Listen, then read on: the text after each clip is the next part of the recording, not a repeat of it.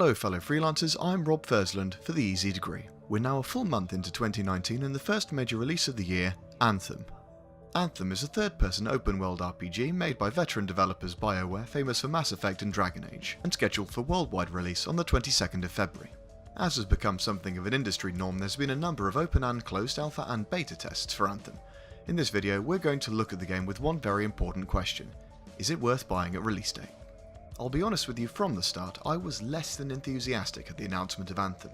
Being a huge Mass Effect fan, and being in a depressed spiral following the failures of Andromeda, I saw Anthem as another Destiny ripoff which BioWare had dumped all of its resources into to the detriment of its own flagship title. While my anger has cooled since, a little bit of that resentment definitely remains. Despite all this, I do genuinely hope that Anthem turns out to be a success. Despite a relatively shaky track record over the past couple of years, I think that BioWare still has the capacity for greatness, and maybe this will be the game to turn it all around. Anthem puts you in the shoes of the Freelancer, a mercenary with access to a powerful exoskeleton known as a javelin. With the immense firepower provided to you by your very fancy metal suit, your job is to keep the residents of Fort Tarsis safe. Fort Tarsis is the main player hub, one of many settlements dotted across the world of Anthem. While flying carefree around the jungle, you'll find yourself shooting, stomping, shocking, burning and electrifying a number of different enemies.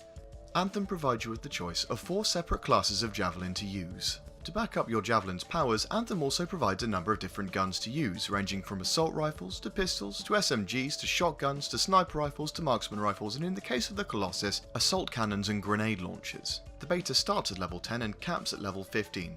Giving you 3 story missions and 1 dungeon mission to test out the game's mechanics. Following a standard you may recognise from other games, all gear in Anthem is levelled, meaning your weapon damage, ability damage and even your passive bonuses are all affected by the gear that you can find and craft in-game.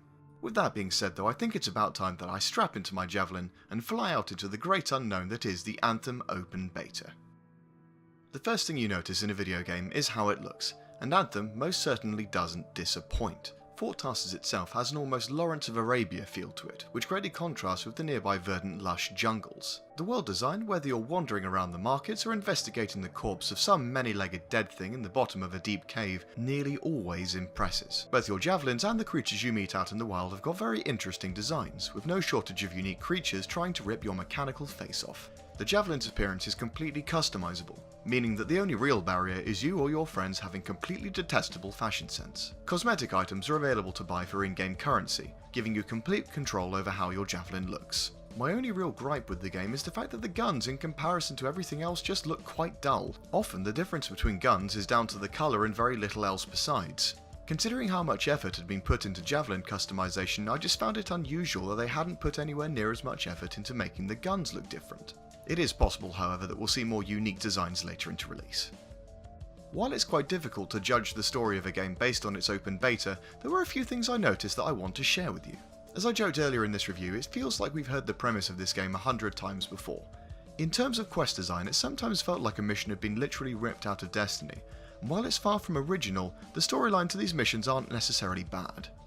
Interactions with NPCs are primarily done over radio or during brief segments while you're walking around Fort Tarsis.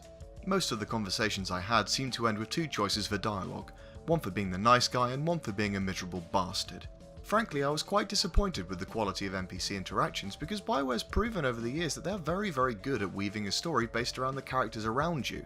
I'm not really sure why they stripped it back as much as they did, and it definitely hasn't worked for Anthem.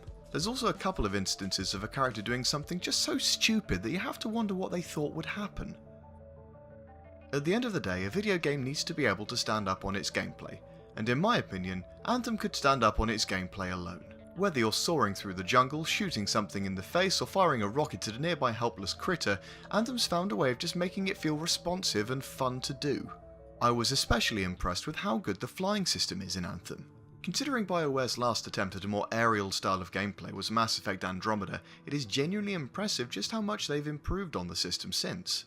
The actual controls for it were quite intuitive and responsive, and the game was able to cut a very good balance between allowing you to fly through the air when you wanted to, and then forcing you down when it needed you to focus on something more ground-based. Combat controls while flying were also quite smooth, and it was nice to see BioWare find ways to allow you to use your abilities while flying across things, and it always felt quite satisfying flying across a group of enemies and peppering rockets down on them. A lot of work's also gone into making the 4 javelins all feel different, allowing each one to fit a different niche. Having chosen the Colossus as my javelin when I hit level 12, I very quickly fell into the style of being very slow and very steady, using my shield to block my allies from harm and using overwhelming firepower to put in the hurt when I really needed to. Also, using my javelin's ultimate attack never failed to put a big grin on my face. It's just incredibly fun to watch a cannon shot eradicate an entire wave of enemies, or literally force a boss down to its knees with the force of the explosion. Anthem story missions were also relatively standard fare, putting you into the open world and then giving you a search and destroy, an area defense, or a scavenger hunt style quest. Like I said earlier, if you've played Destiny then you've probably already played these quests before, but then again there's only so many kinds of quests that they really could put into the game. On top of that, you have the dungeons, which are usually more difficult and take much longer to play through. As is the same with the quests, you've probably seen this in Destiny before. The open beta only includes 1 dungeon, but that dungeon is also probably the most fun thing I did during the full 4 hours I played. By this point in the game, me and my friends had gotten our specialist javelins and were beginning to settle into our own specific roles. The 2 most notable encounters included holding off an enormous swarm of creatures on a raised platform, and then fighting the biggest thing that we'd actually seen in the game so far. This led on to a multi-stage boss fight alternating between fighting the boss and then fighting swarms of its minions. It was at this point that our teamwork actually really started to matter, especially as we had to take it in turns getting the thing's attention so other people could deal damage to it, and also covering each other's backs when the swarms of creatures all started to arrive. The dungeon was the most time-consuming thing we did in-game, but it didn't really feel like a slog, and instead left us wanting to come back for more. Despite all this, there were definitely a couple of moments where Anthem's gameplay fell flat. For example, there are specific controls for underwater gameplay. It just didn't feel like it was worth including. There's no underwater combat to begin with, and the controls they provided are just too floaty. A couple of the encounters also veered from challenging into outright stressful. A personal lowlight of the beta for me was getting hit by the same attack over and over, which kept knocking me back and gave me no real way of avoiding it. Eventually it knocked me off a cliff and I was able to recover, only to get nearly disconnected because I was out of the play area. The more boss-like encounters are also given unique mechanics to help keep you on your toes, and sometimes these were good and others they were quite poorly thought through. A good example of this was a boss who had the ability to perform a shockwave attack followed by a second shockwave. The trick would be to jump and then hover in the air to avoid it. The real issue is the fact that your fuel's limited, and there were 3 of these bosses all doing the same attack. This was made more awkward when you couldn't actually see the attack coming, and you're behind a wall getting smacked by 6 shockwaves at once. I also noticed a bit late on that guns just feel kind of pointless in Anthem. With 3 powers on a manageable cooldown and each one with a respective amount of damage, it just felt more efficient to keep on using them rather than switching to my guns. This is especially true when your powers can hurt multiple enemies at once. One of my squad mates also pointed out that much like their appearance, the guns seemed to lack in variation when it came to their mechanics. Each gun seemed to have 3 variations: a normal one, a fast-firing one, and a slow-firing one, with damage varying. Whether BioWare intends to include guns with more unique variations in the future remains to be seen. It's very possible they simply decided to keep things simple in the open beta. I've included this section to talk about a couple of minor issues that will likely be fixed by the time main release comes around. First off, the beta seemed to have some very real performance issues that didn't seem related at all to the hardware that the game was running on. I had reports from a PS4 player and a player with a very respectable PC build that they were experiencing lag, disconnects and freezes while trying to play the game. There was also a very awkward moment at the end of the demo when I returned to the hub to speak to the quest giver. Upon initiating the conversation, I was treated to a lovely slow pan as the game gradually froze in front of me. Interestingly enough, the game kept on running and even allowed me to skip the cutscene, but it doesn't change the fact that I'll have no idea what actually happens in that scene. The biggest difference between the open beta and full release, however, is the pricing of cosmetic items. In the open beta, cosmetic items were deliberately priced down to allow players to buy them and experience them as they want to.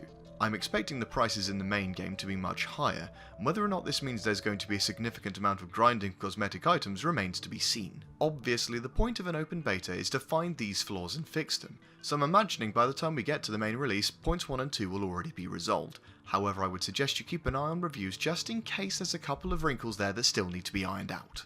As I mentioned at the beginning of my review, I had real worries that this was going to be another Destiny clone or a Destiny ripoff.